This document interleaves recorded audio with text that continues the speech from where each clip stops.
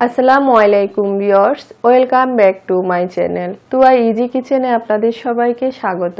আজ আমি রাজকীয় স্বাদে ফিশ কোপ্তা কারি তৈরি করে দেখাবো আপনাদেরকে। খুবই মজার একটা রেসিপি। এটা সাদা ভাত, প্লেন পোলাও, রুটি, পরোটা সবকিছুর সাথে পরিবেশন করতে পারেন এবং যে কোনো ছোটখাটো অনুষ্ঠানে এটা তৈরি করতে পারেন। সবাই খুবই পছন্দ করবে। তো আশা করি আমার রেসিপিটা আপনাদের ভালো লাগবে। চলুন মূল রেসিপিতে যাই।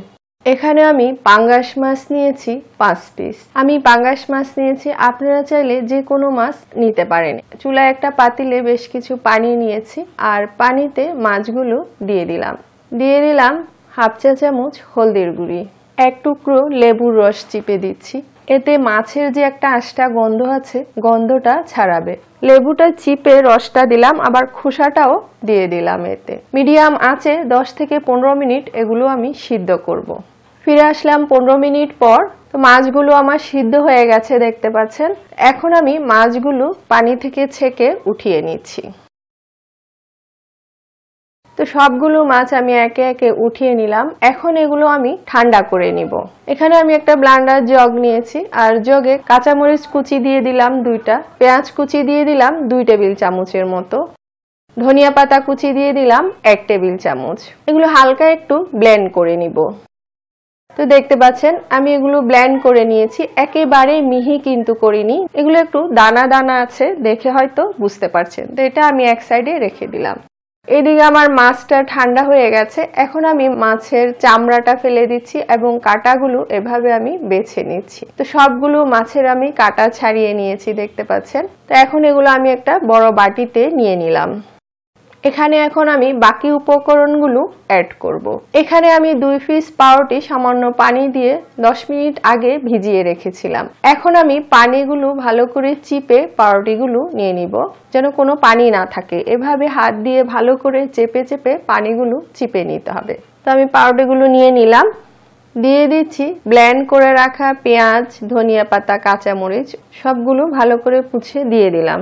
রসুন বাটা দিয়ে দিলাম হাফ চা চামচ, আদা বাটা দিয়ে দিলাম হাফ চা চামচ, জিরার গুঁড়ি দিয়ে দিলাম 1/4 চা চামচ, গরম মশলা দিয়ে দিলাম হাফ চা চামচ, লবণ দিয়ে দিলাম 1/4 চা চামচ, মরিচের গুঁড়ি দিয়ে দিলাম 1/4 চা চামচ, হলদির গুঁড়ি দিয়ে দিলাম 1/4 চা চামচ, কর্নফ্লাওয়ার দিয়ে দিলাম হাফ টেবিল চামচ। এটা বাইন্ডিং এর কাজ করবে। এখন সব একসাথে আমি ভালো করে মেখে নিচ্ছি। খুবই মজার একটা রেসিপি।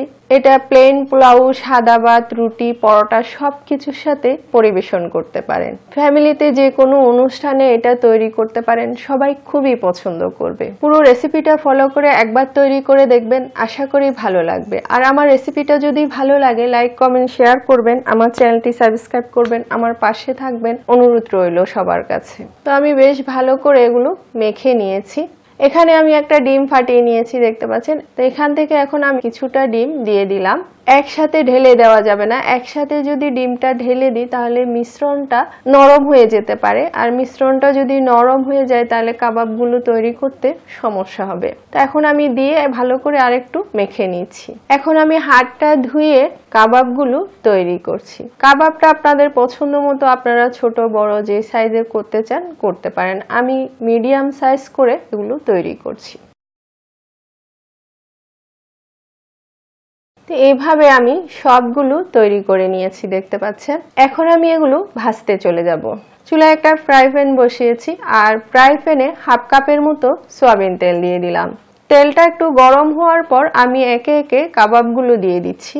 আমি অল্প তেলে ভেজে নিচ্ছি, আপনারা চাইলে ডুবো তেলেও এটা ভাজতে পারেন। চুলার আঁচটা মিডিয়ামে আছে। মিডিয়াম আঁচে আমি উল্টে পাল্টে এগুলো ভেজে নিব। তো দেখতে পাচ্ছেন হয়ে গেছে। আমি 6-7 মিনিটের মতো এগুলো ভেজে নিয়েছি। সুন্দর একটা কালার এসছে। এখন আমি এগুলো উঠিয়ে নিচ্ছি। এভাবে আমি বাকিগুলো ভেজে নিব। কাবাব ভাজা তেলটা আমি একটা হাঁড়িতে ঢেলে নিয়েছি আর এখানে একটা তেজপাতা ছেড়ে নিয়েছি, 2টা এলাচ থেতো করে নিয়েছি, 2টা লং আর 1 টুকরো দারচিনি ভেঙে নিয়েছি। সবগুলো আমি তেলে দিয়ে দিলাম একসাথে। কয়েক সেকেন্ড নেড়ে চেড়ে এগুলো ভেজে নিব। কয়েক সেকেন্ড ভাজার পর পেঁয়াজ বাটা দিয়ে দিলাম 1 কাপের মতো। এখন 2-3 মিনিট এগুলো নেড়ে চেড়ে ভালো করে ভুনে নিব, পেঁয়াজের কাঁচা গন্ধটা যেন চলে যায়। 2-3 মিনিট ভাজার পর রসুন বাটা দিয়ে দিলাম 1 টেবিল চামচ, আদা বাটা দিয়ে দিলাম 1 টেবিল চামচ। এখন আবার 2-3 মিনিট ভালো করে নেড়ে চেড়ে ভুনে নিব, আদা রসুনের কাঁচা গন্ধটা যেন চলে যায়। 2 মিনিট ভুনার পর ধনিয়ার গুঁড়ি দিয়ে দিলাম 1/2 চা চামচ, জিরার গুঁড়ি দিয়ে দিলাম 1/2 চা চামচ, মরিচের গুঁড়ি দিয়ে দিলাম 1/2 চা চামচ, লবণ দিয়ে দিলাম 1/2 চা চামচ, হলদের গুঁড়ি দিয়ে দিলাম 1/4 চা চামচ। সব একসাথে নেড়ে চেড়ে ভালো করে মিক্স করে দিচ্ছি। বাদাম বাটা দিয়ে দিলাম 1.5 টেবিল চামচ। আমি চীনা বাদাম বাটা দিয়েছি, আপনারা আপনাদের পছন্দ মতো যে কোনো বাদাম এখানে ইউজ করতে পারেন। এখন আবার নেড়ে চেড়ে ভালো করে মিক্স করে দিয়েছি। 1-1.5 মিনিট ভাজার পর 1/2 কাপ টক দই আমি সামান্য পানি দিয়ে ভালো করে এখানে ফাটিয়ে নিয়েছি, এটা পুরোটা দিয়ে দিলাম। আর চুলার আঁচটা এ পর্যায়ে একেবারে লো করে রেখেছি, পানি দিয়ে দিলাম সামান্য। এখন সঙ্গে সঙ্গে সব নেড়ে চেড়ে মিক্স করে দিচ্ছি। এ পর্যায়ে চুলার আঁচটা কমিয়ে দিবেন, নয়তো দইটা ফেটে যেতে পারে। ভালো করে মিক্স করার পর চুলার আঁচটা বাড়িয়ে দিতে হবে, মিডিয়াম আঁচে এগুলো কন্টিনিউ নেড়ে চেড়ে ভালো করে ভুনে নিতে হবে। এই মশলাটা যত ভালো করে ভুনবেন তত আপনার কোপ্তা কারির টেস্টটা ভালো আসবে। তো প্রায় 10 থেকে 15 মিনিটের মতো সময় লেগেছে, আমি এই মশলাটাকে ভালো করে ভুনে নিয়েছি। দেখতে পাচ্ছেন কি সুন্দর কালার এসছে আর তেলটাও একেবারে ছেড়ে দিয়েছে। এ পর্যায়ে চিনি দিয়ে দিলাম আমি 1 চা চামচের মতো। যেহেতু এখানে টক দই ইউজ করেছি তাই ব্যালেন্সের জন্য চিনি দিতে হবে। পাউডারের দুধ দিয়ে দিলাম 1 টেবিল চামচ, এতে টেস্টটা বাড়াবে। গোলমরিচের গুঁড়ি দিয়ে দিলাম 1/4 চা চামচ, গরম মশলা দিয়ে দিলাম 1/4 চা চামচের মতো। এখন সব একসাথে নেড়ে চেড়ে মিক্স করে দিচ্ছি। পানি দিয়ে দিলাম 1/2 কাপের মতো, কাঁচামরিচ দিয়ে দিলাম 3-4টা। এখন মিডিয়াম আঁচে এই ঝোলটা ফুটে ওঠা পর্যন্ত অপেক্ষা করব, ঢেকে দিলাম। তো দেখতে পাচ্ছেন ঝোলটা ফুটে উঠেছে কি সুন্দর। এখন আমি একে একে কাবাবগুলো দিয়ে দিচ্ছি। চুলার আঁচটা এখন মিডিয়াম টু লোয়ে আছে, মিডিয়াম টু লো আছে। এখন আমি 2 মিনিটের মতো এগুলো রান্না করব। ধনিয়া পাতা কুচি দিয়ে দিলাম উপর দিয়ে একটু, যেহেতু এটা মাছের কোপ্তা তাই এটা বেশিক্ষণ রান্না করা যাবে না। বেশিক্ষণ যদি সময় নিয়ে এটা রান্না করেন তাহলে মাছের কোপ্তাগুলো বেশি নরম হয়ে যাবে, খেতে তেমন একটা ভালো লাগবে না।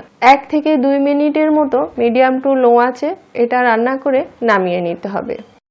ঢেকে দিলাম, ফিরে আসলাম 2 মিনিট পর।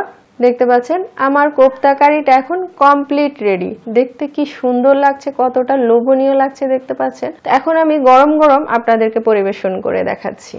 দেখতে পাচ্ছেন কি সুন্দর লাগছে, দেখতে যেমন সুন্দর খেতেও খুব মজা। পুরো রেসিপিটা ফলো করে একবার তৈরি করে দেখবেন, আশা করি ভালো লাগবে। আর এতক্ষণ আমার ভিডিওটা দেখার জন্য আপনাদের সবাইকে অনেক অনেক ধন্যবাদ। আবার অন্য কোনো ভিডিও নিয়ে আপনাদের সামনে হাজির হব। সবাই ভালো থাকবেন, আল্লাহ হাফেজ।